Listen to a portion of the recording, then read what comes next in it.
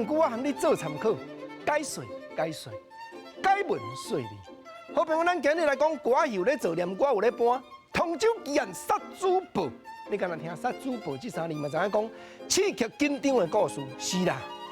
七莲珠这个女主角，因为伊的翁婿王世成过往，去请因庄来当乐师的主持，立魂来到厝里念经拜忏超度，竟然2个目尾相交去杀着这个野干精。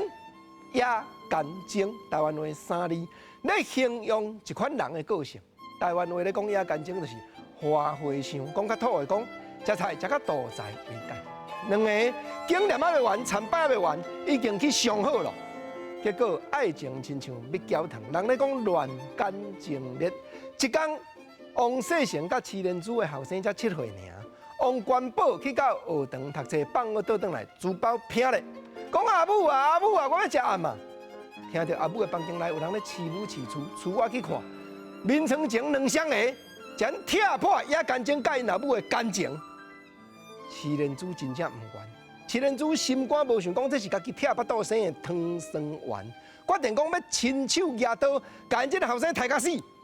汤生丸，台语原来3字，咧形容一种人，就是讲心肝宝贝。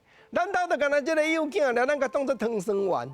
啊来讲王元宝，过顿红早起去到学校读书，心肝内就真着惊，想讲阮阿母昨暝甲我骂，就安尼甲因老师郑正林讲。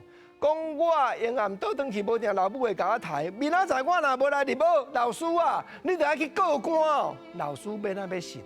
郑正林这故意人，佮专工带王元宝转去因兜，佮甲七莲珠苦劝讲：囝若无乖，你唔好甲讲，你用甲念的就好。袂啦袂啦，老师，阮才毋是这款人。结果，迄暗真正活活，七莲珠拿菜刀，甲王元宝斩作7地。高正啊，你讲这敢有影？过去的歌戏叫做禁戏，这袂使做的。过顿工，郑正林来找伊的学生，七莲珠搁赖讲，阮囝是你害死的。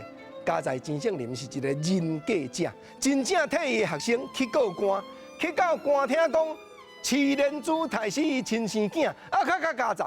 这个是清官，这个是民官，这个县官真正直，才查出这桩千古奇冤，通州奇案，老母拿刀杀死亲生囝，杀猪报的过程。